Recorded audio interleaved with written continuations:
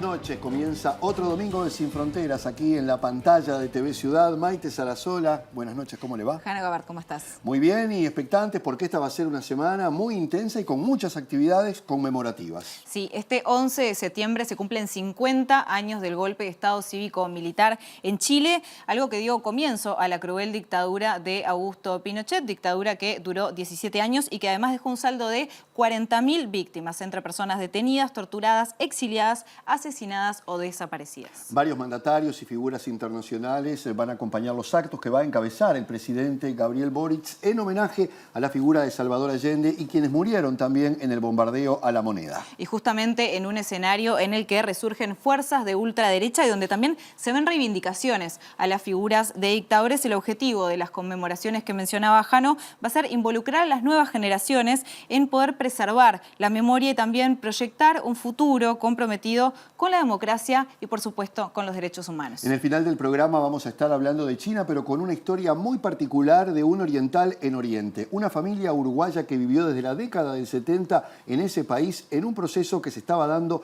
en China muy removedor y que lo ponía de cara a las nuevas realidades de estos tiempos. Sobre todo esto hablamos hoy en Sin Fronteras.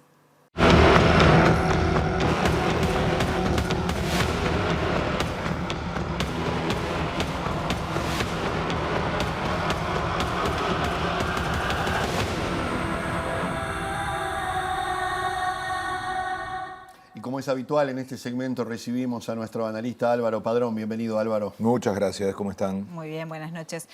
Álvaro, decíamos, se cumplen 50 años del golpe de Estado en Chile, 50 años de aquel Allende diciendo pagaré con mi vida la lealtad del pueblo. ¿Qué dimensión tiene esto, además de la importancia obviamente que tiene para Chile la memoria, la verdad y la justicia, a nivel internacional también, ¿no? Como para unirlo también a nuestro programa? Sí, es que tiene mucha conexión y yo creo que está bien traerlo. Yo te diría que tiene conexión internacional en el pasado y en el presente, que de alguna manera mañana va a estar todo eso sobre la mesa, ¿no? 50 años de un golpe, obviamente es una mirada hacia atrás, pero también se va a hablar mucho del presente y del futuro, y yo creo que ambas cosas hacen de Chile un país que uno observa con atención internacional. El pasado, porque el golpe en Chile, la dictadura militar, esto que ustedes presentaban al comienzo, la hace muy particular, ¿no? En la Argentina, la dictadura de Argentina tuvo repercusión internacional, pero no tanto, la uruguaya bastante menos. La eterna dictadura paraguaya casi no pasaba desapercibida, era como que se naturalizaba. Incluso la brasilera nunca tuvo demasiada mala prensa, no. Ni antes, ni durante, ni después. Y eso es un tema para un programa entero, porque también por esa razón apareció un Bolsonaro después, ¿no? Entonces, al observar así comparativamente, terminás dándote cuenta que la dictadura con más repercusión internacional por lejos fue la chilena. Y yo te diría que tiene que ver con algunas de las cosas que ustedes ya presentaron en el arranque. Primero, se derrocó al primer gobierno de izquierda que había en Sudamérica. Segundo, se mata a un presidente, con todo el simbolismo que eso implicó y la figura de Allende, ¿no? Que mañana seguramente va a ser el centro de todos los comentarios. El nivel de violencia, y diste datos recién, ¿no? Es impresionante, muertos, secuestrados, y yo diría quizá el exilio más fuerte, con más presencia internacional, y eso también hacía que se hablara mucho en el mundo de la dictadura chilena. Un activismo, perdón Álvaro, muy intenso entre los chilenos en el exterior, cuando uno está y conoce en esos lugares lo que ha sido ese trabajo que creo que puso de relieve lo que vos estás diciendo de la dictadura chilena, ¿no? La hizo conocer en el mundo, generó mucha solidaridad, fue además muy repartida. En Argentina y Uruguay se eligieron, algunos países en particular, los exiliados, en este caso fue mucho más repartido. Y yo creo que, por algo, es casi, yo diría, el nombre emblemático de un dictador en América Latina, ¿no? Tuvieron al dictador que terminó siendo más conocido internacionalmente. Por supuesto, además, que duró todo el periodo. Entonces, Pinochet es un símbolo, y yo diría que no solo para Chile, no solo para América Latina, es conocido mundialmente hasta por la forma que terminó preso, ¿no? Entonces, pero hay un elemento que yo creo que es clave, que hace tan atractivo y tan mirada internacionalmente la dictadura chilena, que es la instalación de un modelo. Lo hablamos más de una vez en este programa cuando tratábamos sobre todo el cambio político y luego la discusión sobre la reforma constitucional. El modelo chileno no fue solo un modelo para Chile, fue un experimento. De alguna manera allí se empezaron a probar las políticas neoliberales. Un modelo, perdón Álvaro, pero un modelo neoliberal que solo se podía implementar a base del autoritarismo. Justamente. Porque no había otra forma. Porque no lo pensaron en Chile, lo pensaron, entre otras cosas, los dos grandes amigos de Pinochet, que era Thatcher y Reagan, que tenían claro que en sus países era inviable aplicar ese modelo porque había democracia, había resistencia, había protesta, había sindicatos. Entonces, ¿qué hicieron? Eligieron un lugar donde las libertades estuvieran cortadas y se pudiera probar a ver cómo iba. Miren lo que luego se copió, yo diría se exportó a gran parte en general del mundo, particularmente en América Latina. Entonces, ese carácter de modelo terminó siendo un asunto que ubica a Chile como en una categoría internacional. Lo es también el presente, porque acabo de hablar mucho del pasado. ¿Y por qué el presente es tan mirado internacionalmente? Porque precisamente un gobierno de izquierda intenta dar vuelta a eso, pero además de una izquierda joven, porque izquierda ya hubo en la reapertura democrática en Chile. Sin embargo, esta izquierda es distinta, es joven, tiene un enfoque internacional y atrae muchísimo la atención de si estamos frente a un nuevo tipo de gobierno de izquierda en la región, y al mismo tiempo provoca como la contraparte, ¿no? Una derecha muy dura, más dura que la derecha democrática, que siempre fue dura en Chile, pero ahora estamos frente a una ultraderecha, es el caso de Katz, y esto también conecta internacionalmente porque muestra que por lo menos en un país como Chile hay una demostración de esa corriente que estamos viendo a nivel mundial de un tipo de ultraderecha que en el caso chileno se parece más a la del norte que a la que tenemos aquí en la región. Y vos hablabas de las etapas, está el Chile de los 70 con el Plan Cóndor y todo lo que se implementaba en otros países, está el experimento a partir de los 80 económico con Hernán Vigi como el gran arquitecto, sí. Y ahora han transcurrido décadas desde la recuperación de la democracia y sin embargo todavía aparentemente hay cuentas pendientes, eso lo demostró el estallido del 2019, lo está demostrando la discusión que hay ahora sobre la reforma constitucional. ¿Cómo se puede encontrar internacionalmente conexión también con estos episodios tan marcados en las distintas épocas en Chile? Sí, no, tenés razón, hay una conexión porque también el estallido social chileno se parece más a los que hay en el norte que a los que hay aquí. ¿Por qué? Porque Chile no es un país pobre, ni con crisis económica, cuando se hizo el estallido, ni con una crisis institucional. No es Argentina, ¿se acuerdan? En 2001, se vayan todos, una crisis económica evidente. No es Perú, no es Ecuador. Estoy mirando en la región donde ha habido estallidos sociales. Entonces, en Chile se parece más a esa cuestión de indignación que, por ejemplo, ocurrió en algunos lugares de Estados Unidos o fundamentalmente en Europa. Y tiene que ver con un tema que con Maite siempre ponemos el foco, que es la desigualdad. ¿No? Que en Chile es brutal. Exacto. La gente dijo, no, sí, está bárbaro, parece un país modelo, que además se vendía así, ¿no? Modelo Repito, chileno. El modelo chileno y además un país estable. Llegaban a decir, recuerdo, sus dirigentes, una parte de sus dirigentes, es una casa linda en un barrio pobre, Chile, diciendo somos distintos que la región. Y en esto entonces no vieron venir un estallido que germinó fundamentalmente en esa indignación de la gente con respecto a la desigualdad, al hecho de que había chilenos y chilenas que se hacían ricos, entre otros la dupla presidencial. Recuerden, el caso fue increíble, ¿no? La reacción de la esposa de Piñera era increíble. Ella decía, yo no entiendo lo que está pasando, y en un momento ella dice, ¿será que habría que haber repartido un poco más? Esto está grabado, ¿no? Es una cosa increíble la característica con que menciona algo así. Entonces, es no entender a la gente. No la vieron, realmente no vieron venir algo que terminó siendo increíblemente masivo, recuerdan, ¿no?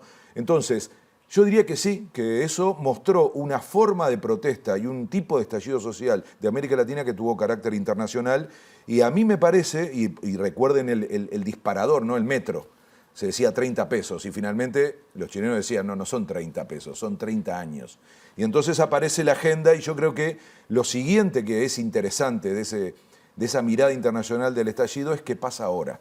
Es decir, ¿cuáles son las soluciones a esa indignación? ¿Cuál es el camino, si hay algún camino nuevo, que va a recorrer un país para salir de esa situación? Y por eso también hay tanto interés en observar la ruta que está recorriendo Chile. Álvaro, mencionabas el gobierno de Boric, ¿no? Representando una izquierda joven, una izquierda diferente. ¿Cómo se están parando en materia de vínculos internacionales?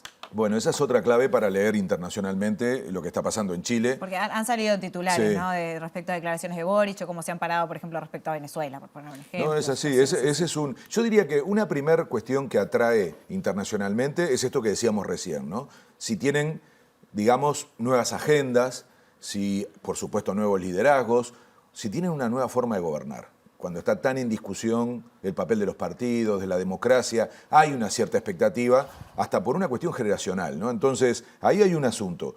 El otro es el que estás diciendo tú, ¿no?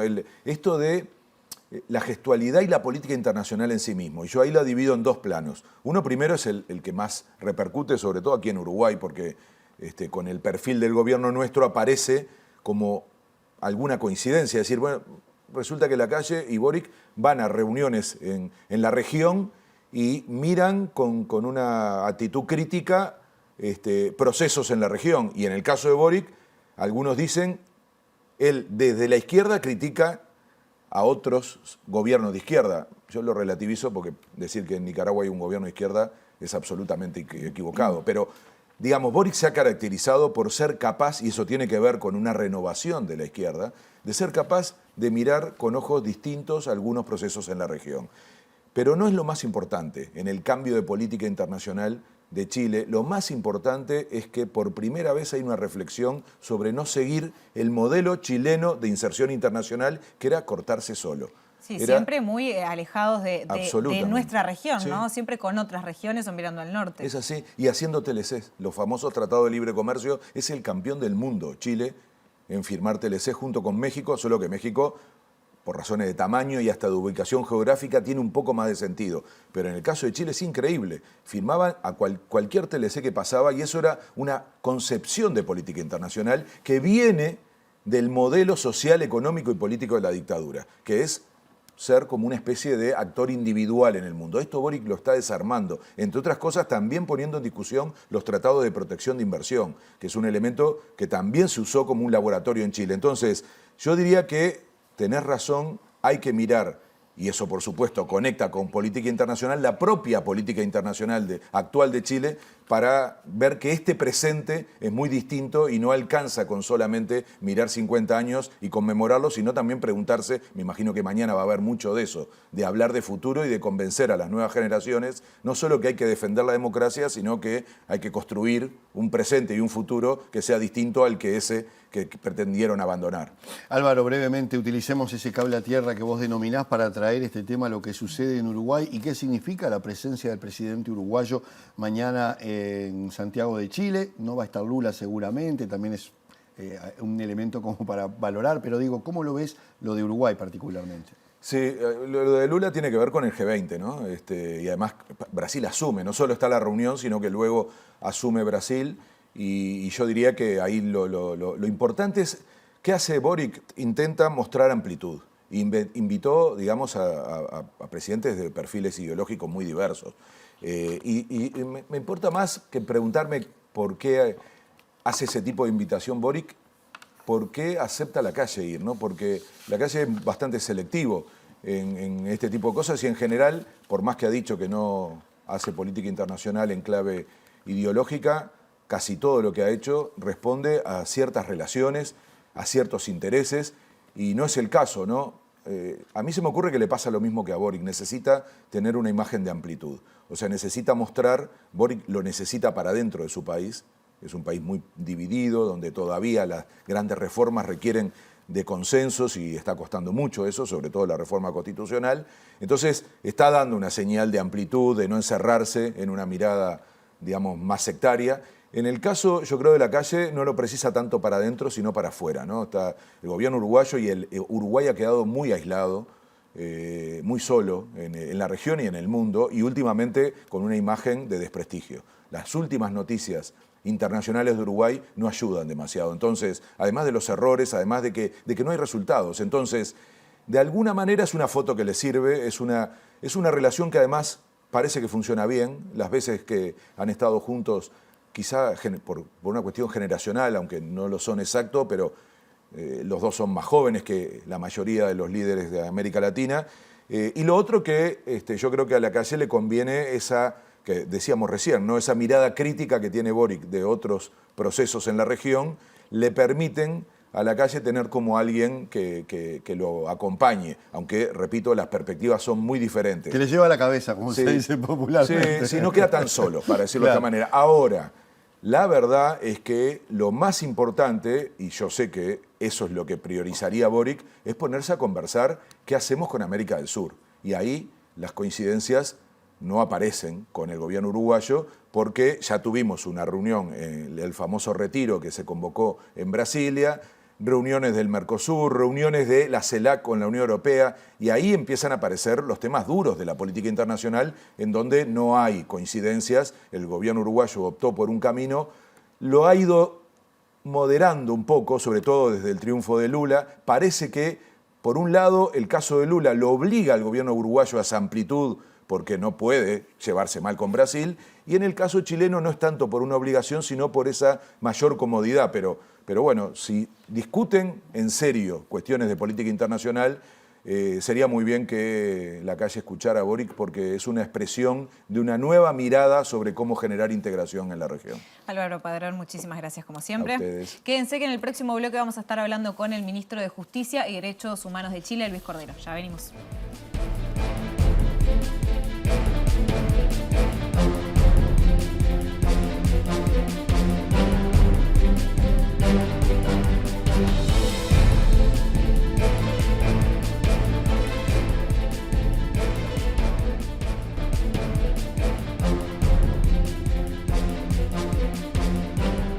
Continuamos hablando y analizando los 50 años de golpe de Estado en Chile, y en este bloque lo hacemos de la mano del ministro de Justicia y Derechos Humanos de Chile, Luis Cordero. Cordero, buenas noches y muchísimas gracias por estar con nosotros.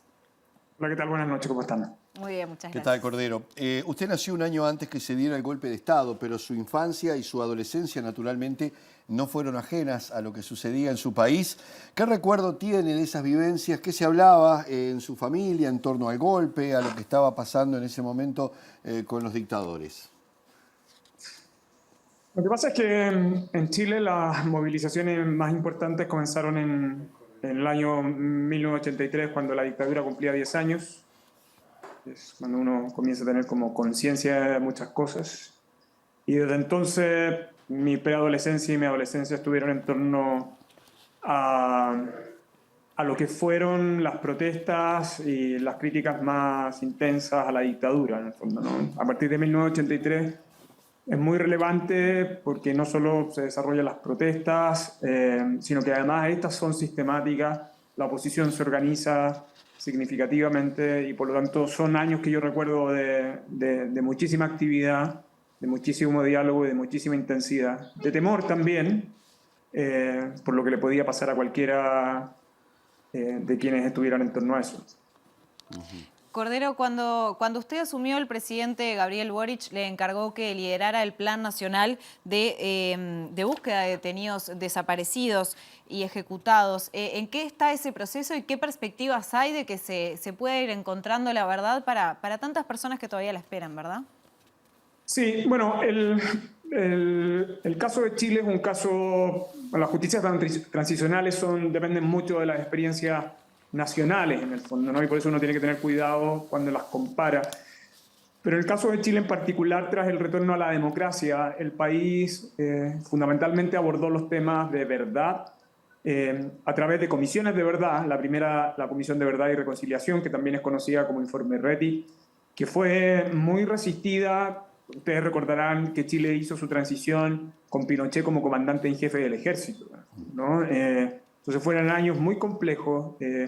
La administración del presidente Aylwin tuvo bastante valor en avanzar en ese sentido. Tras la publicación del informe Reti, no solo el ejército se pronunció en contra de él, el propio Poder Judicial, dado que el Poder Judicial tuvo un rol bastante defectuoso durante la dictadura. La mayoría de los habeas corpus fueron rechazados, por no decir todos directamente.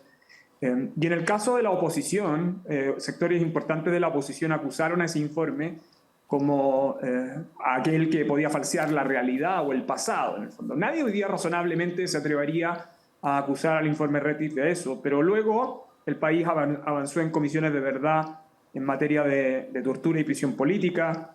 Chile vivió la detención de Pinochet del año 98 en Londres entre medio de una discusión judicial sobre la aplicación de la ley de amnistía. La detención de Pinochet en Londres aceleró una serie de discusiones en los tribunales nacionales. Cuando Pinochet volvió a Chile en marzo del 2000, ya se había desarrollado la mesa de diálogo. En el contexto de la mesa de diálogo, las Fuerzas Armadas y de Orden habían entregado algún tipo de información, alguna certera, otra errónea y en algunos casos directamente falsa. Pero eso provocó en Chile que a partir del año 2000 el sistema institucional avanzara hacia jueces de dedicación exclusiva para investigar los delitos ocurridos durante la dictadura. Ya hemos tenido 23 años de jueces de dedicación exclusiva. El país ha desarrollado las investigaciones judiciales de un modo bien consistente. Hoy día existen 297 personas privadas de libertad por violación a derechos humanos y otras tantas que están cumpliendo en libertad. Y el sistema institucional chileno sigue investigando casos y sigue resolviendo casos hasta el día de hoy. Estas últimas semanas la Corte Suprema ha estado resolviendo casos emblemáticos, uno de ellos internacionalmente conocido como el asesinato de Víctor Jara. Entonces, para poder entender el caso chileno, uno debe tener en consideración estos dos aspectos: las comisiones de verdad que implicaron un avance y sobre todo los 23 últimos años de investigación judicial. Pero hasta ahora el Estado chileno no ha tomado una posición proactiva en la búsqueda. Esto ha quedado bajo los hombros de los familiares en particular, y el Plan Nacional de Búsqueda esencialmente lo que hace es asumir como una política pública permanente del Estado la determinación de las circunstancias y condiciones en que cada una de esas personas fue detenida y hecha desaparecer. Si el Estado y sus funcionarios cometieron esos crímenes al amparo de una política represiva de la dictadura, entonces el Estado el que debe asumir la obligación permanente de la búsqueda. Esto, que pareciera ser un pequeño cambio de enfoque, es real y genuinamente un cambio bien significativo en el sistema institucional chileno. Creo que, Cordero, lo podemos entender porque con los matices propios de cada país todos hemos vivido más o menos cuestiones similares, ¿no? Un proceso lento donde sigue cierto control por parte de quienes estaban ejerciendo las dictaduras hasta bien entrada la democracia, y también este juego o especie de juego del gato y del ratón con respecto a la verdad, sobre todo de los desaparecidos. Ahora, en el marco de estos homenajes que se van a realizar y que se están realizando, hay quienes reivindican a Pinochet o por lo menos tratan de justificar el golpe separándolo de aquellos aspectos vinculados estrictamente a los derechos humanos. También hay partidos de la oposición que se han negado a participar porque entienden que la figura de Allende no debe ser homenajeada, que no merece un reconocimiento. ¿Qué consecuencias puede traer todo esto en este momento en Chile, donde se están debatiendo tantas cosas de cara hacia el futuro con respecto al fortalecimiento de la propia democracia del país? Sí, bueno, esto depende también bastante de los enfoques, en el fondo, ¿no? Y de los momentos. Para que ustedes tengan un orden de magnitud, el 70% de los chilenos nació después del golpe de Estado, hoy día. Y los septiembres nuestros son septiembres que están llenos de paradoja, ¿no? El septiembre nuestro tiene como dos grandes partes. Una primera parte que es como el luto, que es lo que estaba vinculado al golpe del 11 de septiembre, y el segundo es como de fiesta, ¿no? Porque el 18 de septiembre son las fiestas patrias y hay varios feriados que están asociados a eso. Pero nuestro septiembre, en nuestra primera parte de septiembre, desde el retorno a la democracia, incluso en dictadura, estaba muy marcado por los eventos vinculados al golpe. Y hay años que son años febriles para nosotros. Chile tuvimos años febriles entre el 98 y el 2006, es decir, desde la detención de Pinochet en Londres hasta que murió. Cuando cumplimos los 40 años, creo que lo que sucedió es que eso ocurrió durante la administración del presidente Piñera. El presidente Piñera fue ese el momento en que ocupó la expresión de los cómplices pasivos, ¿no? Es decir, refiriéndose a los civiles que de alguna otra manera no habían hecho lo suficiente por detener especialmente las violaciones de derechos humanos.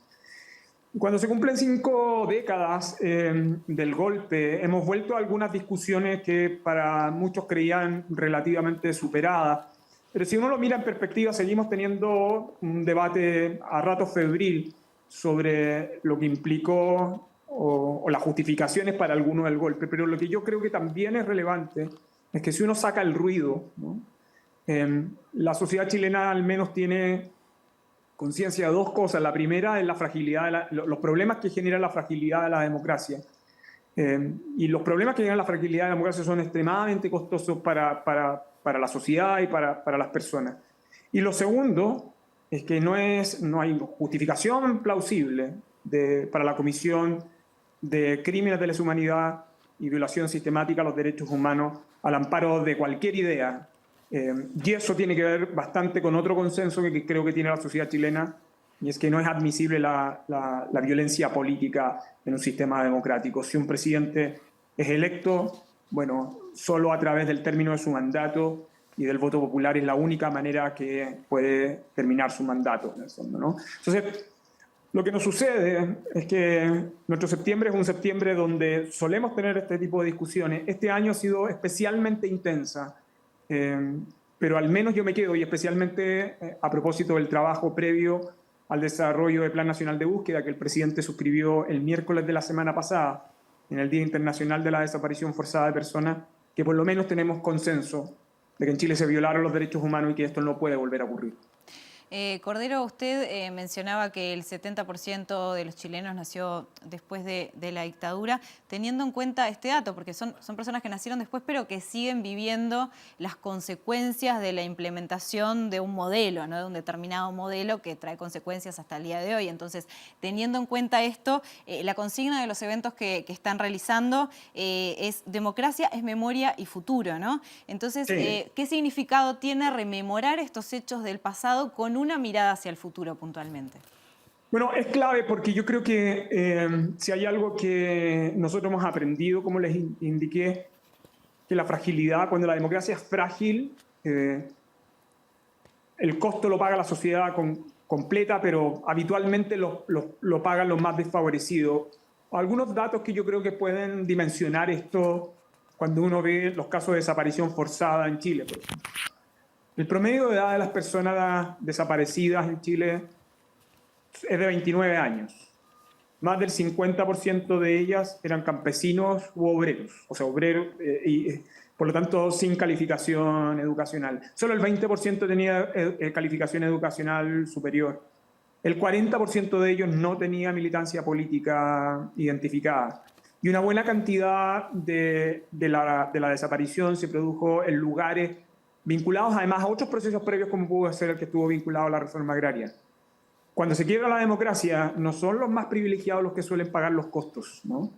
Y esa fragilidad y los costos que tiene el sistema democrático, yo creo que el país lo tiene muy claro. Y por eso el gobierno del presidente Boric encauzó la conmemoración de los 50 años en la idea de que democracia es memoria y futuro. Es memoria porque creo que el principal adversario que enfrentamos en la medida que abordamos el presente es precisamente el olvido, sobre todo cuando está acompañado de eventos socialmente traumáticos como es el quiebre de la democracia.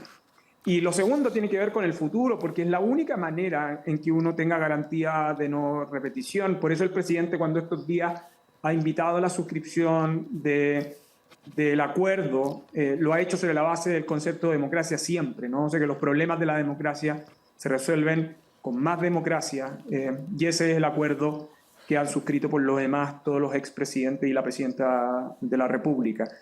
Y creo que esos son más o menos los contornos sobre los cuales ha descansado el debate y particularmente la propuesta del gobierno para abordar estos 50 años. Una de las consecuencias de todo esto, Cordero, naturalmente, es este debate que se da en la sociedad chilena que está relacionado con esa reforma constitucional para echar abajo justamente la que dejó como herencia Augusto Pinochet. Se va a realizar en diciembre y ya hubo un intento fallido. ¿Cómo se está desarrollando esta nueva etapa de discusión? Bueno, Chile tiene como su debate constitucional incompleto. Y si yo pudiera hacer un resumen, una de las características del sistema institucional chileno previo al golpe es que la constitución que se había dictado en 1925 había significado una cierta apropiación colectiva, ¿no? Más o menos Cuando uno mira el caso de Chile, en América Latina, en ese siglo XX corto, era la democracia, una de las democracias más estables de América Latina, de instituciones más fuertes, ¿no? Y por eso cuando se produce el golpe, es tan traumático, no solo para el país, sino que en un contexto de golpes de Estado que además estaba viviendo la región, como ustedes bien saben, en el caso de ustedes también. Entonces, la Constitución del 80 en algún sentido, cuando se dicta no solo como un texto de reglas institucionales, sino que también como una especie de declaración de triunfo, en el fondo, ¿no? Y por eso la oposición de entonces a la dictadura y los gobiernos democráticos que han venido con posterioridad han trazado buena parte de la discusión sobre la vigencia de la Constitución del 80. Es cierto que la Constitución ha sido modificada en muchísimas ocasiones, pero si uno tuviera que trazar un momento en que el debate constitucional se abre en propiedad, así de modo estructural, diría yo, después del retorno a la democracia, es con el discurso de Ricardo Lagos del 1 de mayo del año 2000, es su primer discurso a la nación, y él comienza a hablar de la Constitución del Bicentenario, ¿no? Pensando en el 2010.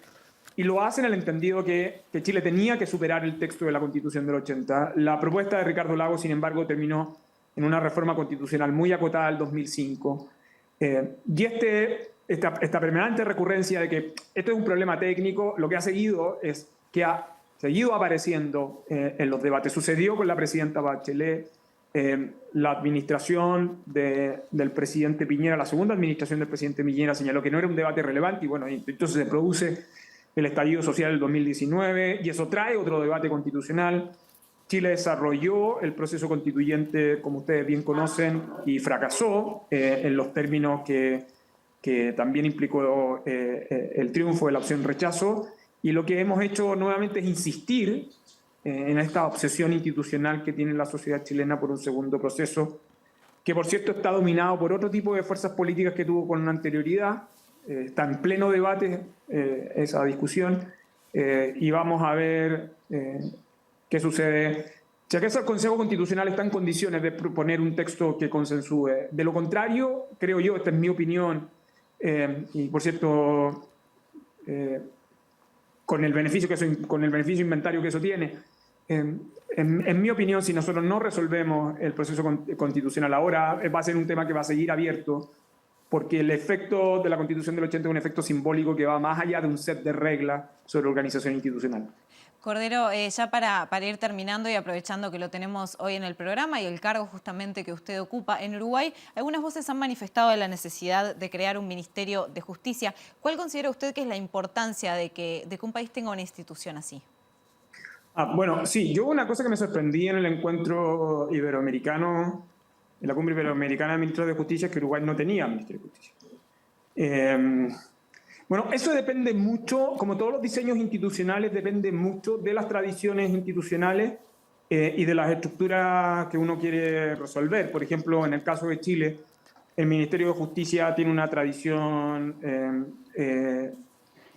de más de 150 años y está focalizado principalmente en los vínculos del Ejecutivo con el Poder Judicial, que va desde el régimen de nombramientos hasta la asignación de presupuestos, pero además también de la gestión de los auxiliares de la Administración de Justicia. El servicio de prisiones, por ejemplo, depende del Ministerio de Justicia. Los casos de los jóvenes infractores de ley, con anterioridad todo el tema de menores también dependía de acá. Sin embargo, los niños vulnerables han ahora pasado a otro ministerio y queda solo infractores de ley. El régimen de codificación y su estructura depende principalmente de este ministerio. O sea, yo creo que los ministerios de justicia tienen una cierta relevancia desde la perspectiva de cómo se vinculan en los diseños en torno a la estructura del Poder Judicial, pero de nuevo, eso va a depender principalmente de las discusiones institucionales locales. Por ejemplo, Chile sumó derechos humanos al Ministerio de Justicia hace no muchos años. Fue una opción incorporarla como una subsecretaría en el ministerio. Y también tiene que ver con cómo se integra en la política pública del sector justicia. Pero los diseños institucionales, yo en general, soy bien, más que cuidadoso, tienden a ser más funcionales dependiendo de las experiencias nacionales. Por cierto, no tener un Ministerio de Justicia tiene un efecto protocolar que uno podría pasar por alto, que no es relevante, pero créame que los ministerios tienden a identificar sectores en el fondo, y cuando un sector relevante no está identificado, bueno, eso puede tener aspectos positivos o negativos. Otros podrían sostener que un Ministerio de Justicia no es un sector que requiera ser identificado porque, por ejemplo, el Poder Judicial como poder del Estado tiene que tener independencia plena, y entonces darle una identidad al Ministerio de Justicia podría ser una manera de poder afectar esa independencia. Pero de nuevo, eso depende de las tradiciones institucionales, de las trayectorias de los países, y yo supongo que en el caso de Uruguay, con la tradición institucional y con el robusto derecho público que tiene una buena explicación para eso. Gracias, Luis Cordero, ministro de Justicia y de Derechos Humanos de Chile, por estos minutos y, bueno, tratar de acercarnos un poquito a toda esta realidad en un momento tan especial en la vida de su país. Buenas noches. Que pase muy bien. Muy bien, y nosotros cerramos el capítulo Chile del día de hoy. En el próximo bloque nos metimos con China. Quédense que ya venimos.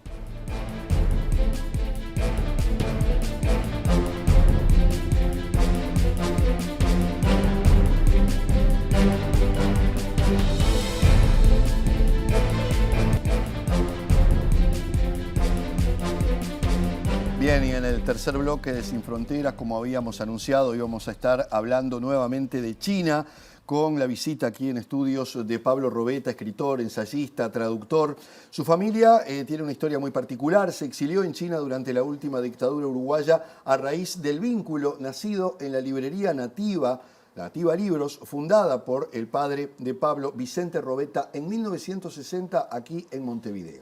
Y esto le permitió entonces a Pablo ser testigo directo, ¿no?, de cómo un país que estaba sumido a la pobreza y que tenía situaciones sumamente complejas comenzó en 1978 a transformarse en la potencia que conocemos hoy en día como China. Bienvenido, Pablo, un gusto tenerte aquí con nosotros. Muchas gracias, el gusto es mío y gracias por invitarme. Bueno, comencemos con esta historia tan particular. Sí. ¿Fue la única familia que se exilió en China en ese momento? ¿Se da en un momento muy particular de la historia también? Sí, en ese momento fuimos la única, durante muchos años fuimos la única familia uruguaya, 4 uruguayos en medio de, entonces estaban entre los 800 y 1.000 millones de habitantes, y yo creo que prácticamente hasta el establecimiento de relaciones diplomáticas en 1988 no hubo otra familia.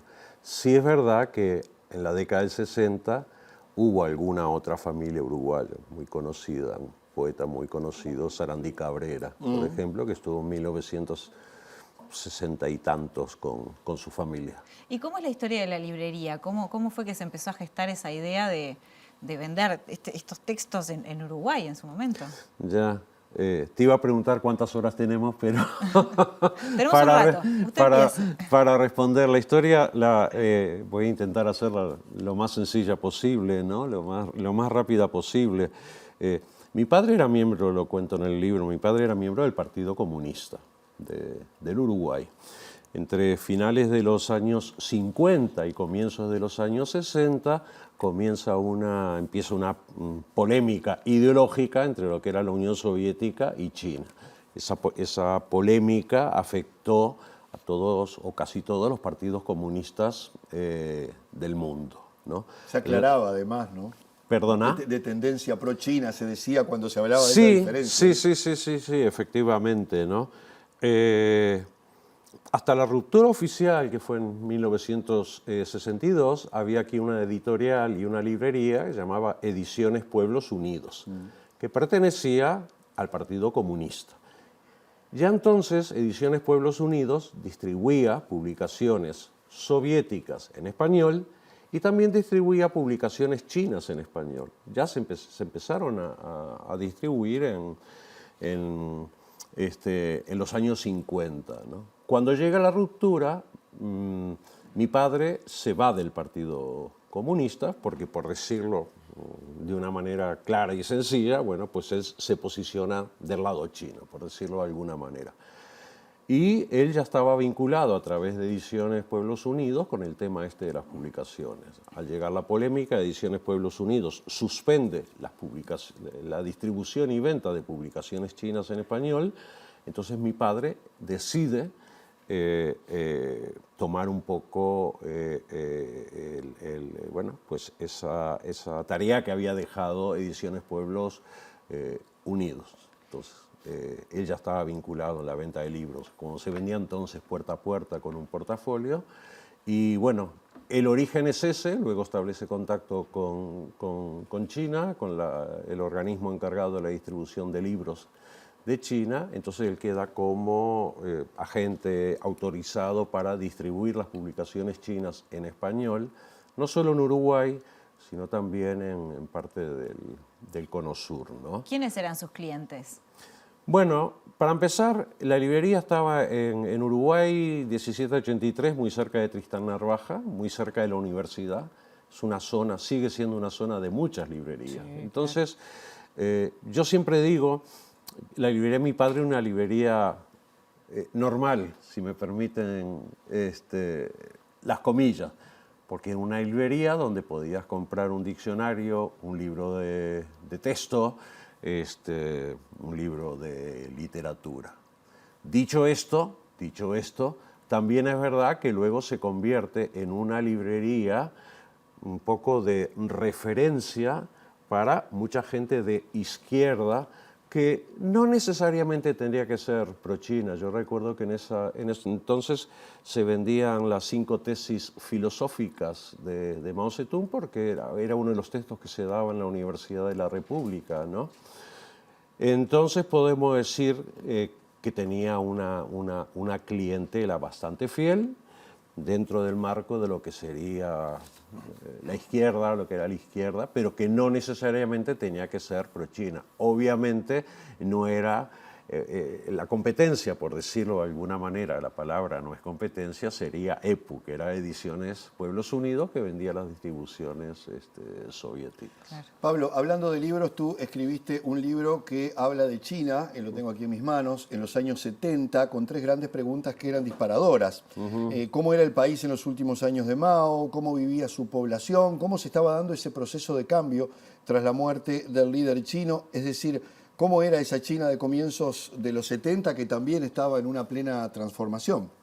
Sí, la verdad es que volvería a la misma pregunta de cuántas horas tenemos, porque esas 3 preguntas hablar del proceso de China como país, con una historia milenaria, con una cultura, con prácticamente todos los aspectos de la vida diaria tan diferentes a lo nuestro, es muy difícil de resumirlo, ¿no? Además yo tenía 17 años cuando yo llegué, era como llegar verdaderamente a otro mundo. Ahí está la palabra, era llegar a otro mundo. De todas maneras, como yo en la librería de mi padre ya había empezado de niño, leía cuentos infantiles, veía las revistas, ya un poquito más mayor empecé a leer cosas de China y eso, bueno, pues las cosas que yo vi turísticas, por decirlo de alguna manera, las volví a ver, pero ya esta vez en realidad. ¿Cómo era esa China? Es muy difícil para mí decir que era una China pobre, porque es una definición que es pobre y que es ser pobre y que es ser rico, ¿no? O sea, todo de alguna manera depende del contexto. Cuando en 1949, cuando China se establece la República Popular China, China era un país que desde el año 1840, o sea que llevaba ya 100 años de invasiones extranjeras. 1840 fue la Guerra del Opio, ahí empezaron una serie de invasiones extranjeras, guerras civiles, grandes hambrunas, grandes desastres naturales. Entonces, claro, si vos decís, bueno, China era pobre entonces, si la comparabas con lo que era Europa, incluso con lo que era Uruguay, te digo sí. Pero también te digo que si la comparabas, yo no lo viví, pero en cualquier libro de historia eso es algo reconocido internacionalmente, China pasó de ser un país donde la gente se moría de hambre, los campesinos como consecuencia de los desastres naturales se quedaban sin cosecha. Entonces, bueno, ellos era un país, ya te digo, relativamente pobre comparado con lo nuestro, Pero si lo comparábamos con lo que fue ese país en los últimos 100 años hasta 1949, no lo era. ¿Y cómo era ese cambio de época con respecto a Mao? Porque había todo un germen de nuevas cosas en ese momento, ¿no? Claro, a mí me tocó un poco, yo llegué en el año 75, Mao muere, mañana es 9 de septiembre, mañana precisamente es un aniversario de la muerte de Mao, él murió el 9 de septiembre de 1976. Son años de muchísimos cambios, muchísimas convulsiones, luchas políticas, porque ya Mao estaba llegando a los últimos años de su vida. Había luchas internas muy intensas que en cuestión de meses te cambiaban el panorama político, por decirlo de alguna manera. El que era bueno en el mes de enero, en abril pasaba a ser el malo, y íbamos a la plaza de Tiananmen. Yo estuve dos veces en la plaza de Tiananmen manifestándome. La primera vez manifestándome nada más ni nada menos que contra Deng Xiaoping, que luego se consideró un poco el arquitecto de la reforma. Y en octubre manifestándome porque había caído la que llamada banda de los cuatro, que eran los enemigos de Deng, ¿no? Tu pregunta era cómo fue ese proceso, ¿no? Fue un proceso esos años, yo considero más que esos años, esos meses, entre enero y octubre de 1976, yo considero los 10 meses prácticamente, en mi modesta opinión, más importante de la historia de China. En el plazo de 3 meses desaparece Mao Zedong, presidente de la República, desaparece Zhou Enlai, que es el primer ministro de la República, y desaparece Chu Te, que era el número 1 del ejército y presidente del Parlamento, en cuestión de 10 meses. En estos 10 meses, además, tiene lugar uno de los terremotos, está considerado uno de los terremotos más grandes en la historia de la humanidad, ¿no?, que afectó a donde estábamos, donde vivíamos nosotros. Y tras la muerte de Mao Zedong, a las pocas semanas de la muerte de Mao Zedong, no me gustaría decir que hubo un golpe, pero sí que hay un cambio radical. La banda de los cuatro es detenida. Entonces, en esos 10 meses, si uno se levantaba el 1 de enero y luego mirabas el periódico del 1 de noviembre, te ibas a encontrar con dos países completamente diferentes y con cambios muy radicales como consecuencia de esas muertes, de esos fallecimientos de líderes, como consecuencia de luchas internas muy duras. Entonces fueron momentos muy radicales, pero la vida de la gente, por decirlo de alguna manera, era, vamos a decirlo de alguna manera, normal. La gente se levantaba, iba a su trabajo, llegaba a la hora de comer, comía, se echaba la siesta y luego terminaba su trabajo, volvía a su casa. Era una vida dura, entonces se trabajaba 6 días a la semana. Era un país que no era moderno, pero no era un país en guerra. No, o sea, esas imágenes que se ven a veces de la gran revolución cultural, donde van millones o miles de guardias rojos con el libro, eso corresponde al periodo 1966-68. Cuando yo llegué ya, perdón, todo eso ya se había aclarado, pacificado, si me permitís la expresión. Y Pablo, mencionabas a Deng como el arquitecto, ¿no? ¿Cómo fue después el proceso de China para llegar a la China que vemos hoy?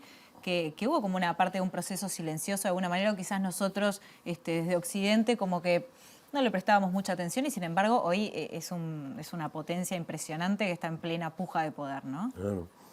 Ese proceso tiene una característica muy importante. Bueno, eso empieza... Se habla de 1978 porque la reunión que decide empezar las reformas fue en diciembre del 78. En realidad los cambios empiezan a tener lugar en el 79. Y una de las características principales de ese proceso es que fue un proceso tremendamente paulatino y lento.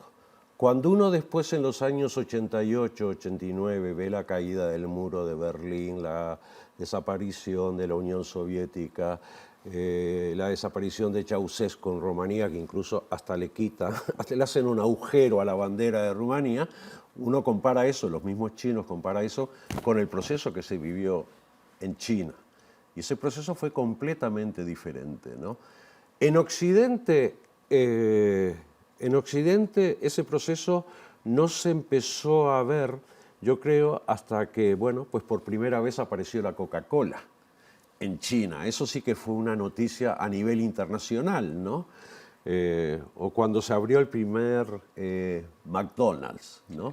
Entonces, desde Occidente se vieron muchos esos aspectos anecdóticos, por decirlo de alguna manera. La Coca-Cola ha llegado a China, entonces China ya es un país O sea que son capitalista. símbolos muy vinculados a la cultura norteamericana, justamente, además. Correcto. Si hablamos de Coca-Cola y McDonald's. No, sí, yo estoy de acuerdo con ese enfoque. A lo que voy es que no fue un proceso que de la noche a la mañana dijeron, bueno, pues acá vamos a terminar con las comunas populares, vamos a terminar con la propiedad de las empresas públicas, vamos a terminar con los servicios sociales. Fue un proceso muy gradual. Ellos utilizan una frase, yo no sé muy bien en español, cómo expresarla, que es un poco cruzando el río piedra a piedra. O sea, vos das este pasito, te quedas en la piedra, ves, si te caes o no te caes. No, y si ves que aguantás bien, entonces ya, pasado un tiempo, a lo mejor tenés que pasar un año ahí a ver si la lluvia te afecta, si hay vientos, si no te caes, lo que sea, das un segundo pasito. Fue un proceso muy paulatino y eso aseguró de alguna manera, ellos, por ejemplo, hacían experimentos. Vamos a ponerle en Uruguay, mi familia de Nueva Palmira, como si en Uruguay dice, bueno, en Nueva Palmira vamos a hacer un experimento económico o educativo o lo que sea, pero lo vamos a limitar solo a Nueva Palmira. Y si las conclusiones de ese experimento son buenas, oye, pues vamos a llevarlo a todo el departamento de Colonia. Y si son buenas, a toda la costa oeste del país. Sin embargo, si el experimento es malo, vamos a sacar conclusiones de cuáles fueron esos experimentos, pero no lo ampliaban. No, exactamente, no lo ampliemos a ese país. Entonces, eso le fue permitiendo a ellos ir reajustando o ajustando, y es un proceso que hasta la actualidad se mantiene. O sea, China no se abre al mundo de la noche a la mañana y empiezan a llegar los aviones y la Coca-Cola y esto y lo otro. Un proceso muy paulatino y lamentablemente muy desconocido en Occidente. ¿Y cómo se administraron esos disensos? Porque la imagen que queda es la de la plaza de Tiananmen en 1989 a nivel internacional. Esa es la imagen que queda, digamos, más emblemática. Sí. Pero ¿cómo fue ese proceso? ¿Cómo se dio? Te pido brevedad, Pablo, pero por lo menos para tratar de empezar a entenderlo o un adelanto de por dónde fue esa cuestión. Claro, yo llevo 48 años relacionados con China y aún no la entiendo. Entonces es difícil, y perdonen mi franqueza, intentar explicar eso, porque es verdad, se habla de 1989, pero yo en abril de 1976 hubo manifestaciones, hubo un levantamiento en la plaza de Tiananmen, estoy hablando de abril de 1976, hubo heridos, hubo detenidos, y ese incidente no apareció en la prensa. Es verdad que en el año 76 no existían los medios tan modernos de comunicación para que estuviera el señor de la CNN desde el Hotel Pekín filmando el tanque ese, ¿no? En ese proceso, el proceso chino no fue un proceso lineal. No fue un proceso lineal. Y en todo ese proceso, recuerdo una cosa bastante famosa, bastante conocida para los chinos de antes, los chinos de ahora no, se llamó una cosa que se llamó el muro de la democracia. Ponerle acá, en un muro de una ciudad de Montevideo, la gente iba y empezaba a escribir cosas y los dirigentes, el mismo Deng Xiaoping, decía... la gente puede decir lo que quiera porque esa es la libertad que tiene. Y cuando la gente empezó a escribir cosas un poco no 100% de acuerdo con el régimen, terminó el muro de la democracia. Manifestaciones, es verdad que no del calado de lo que fue Tiananmen, que además fue el centro de Pekín, en un momento donde estaba toda la prensa internacional, porque ahí sí iba a haber una conferencia del Banco Mundial y del FMI, ¿no?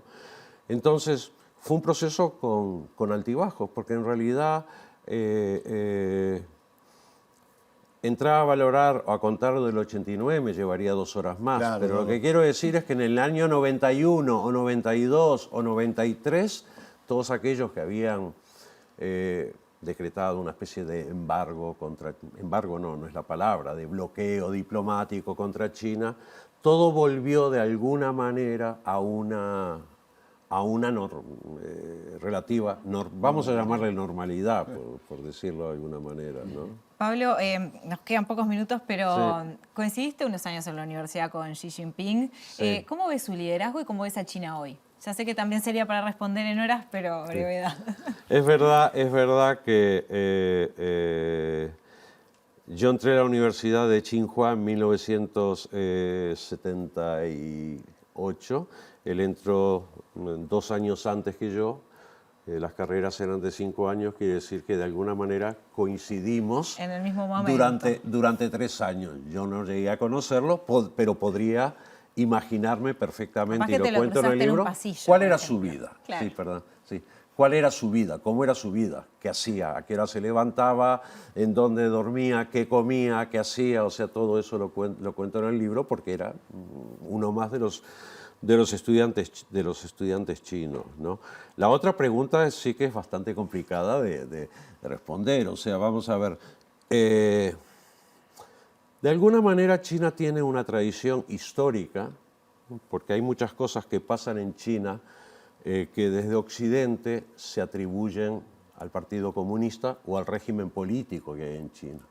La misma chaqueta mal conocida como chaqueta Mao, ya existía antes de que Mao naciera. La popularizó Mao, digamos. Sí, pero ya existía. Entonces, sí. y en chino incluso ni siquiera se llama chaqueta Mao. O sea, lo que te quiero decir, China es un país que siempre, yo no quiero comparar, no quiero ni debo comparar a los que son los presidentes, los que han sido los presidentes de China con lo que fueron los emperadores. No lo quiero hacer y no debo hacerlo porque además no lo pienso.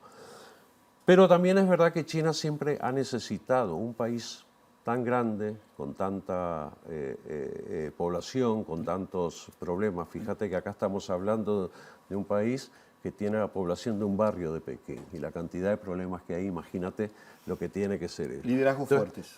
Efectivamente, tiene que ser un liderazgo fuerte. Ese liderazgo fuerte de Xi Jinping coincide con una cosa, coincide en un momento en que China ya ha alcanzado un desarrollo económico y social tan alto que Estados Unidos o muchos de los países occidentales que antes estaban encantados de ir a China, cuando iban a China no hablaban de los derechos humanos porque ellos podían vender sus cosas y lo que sea, China se convierte ya, o ellos empiezan a ver a China como un rival.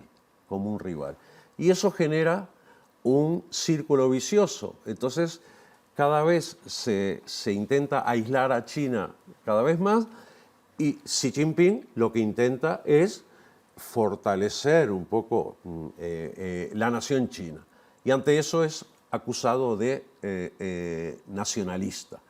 Él ha demostrado primero, yo creo que él ha demostrado primero uno de los mayores logros de él, y eso está reconocido por organismos internacionales, es haber sacado a millones de personas de la pobreza.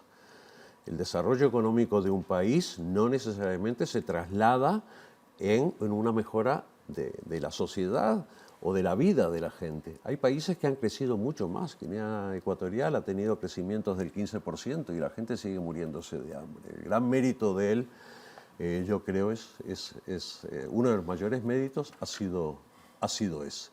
Y de alguna manera tampoco tiene, vamos a llamarle, opositores, por utilizar un lenguaje más occidental. Es un liderazgo fuerte, está haciendo frente a problemas económicos muy complicados, problemas económicos que China siempre tuvo, tiene y que siempre tendrá. Y siempre vamos a leer los pronósticos más, más pesimistas sobre China.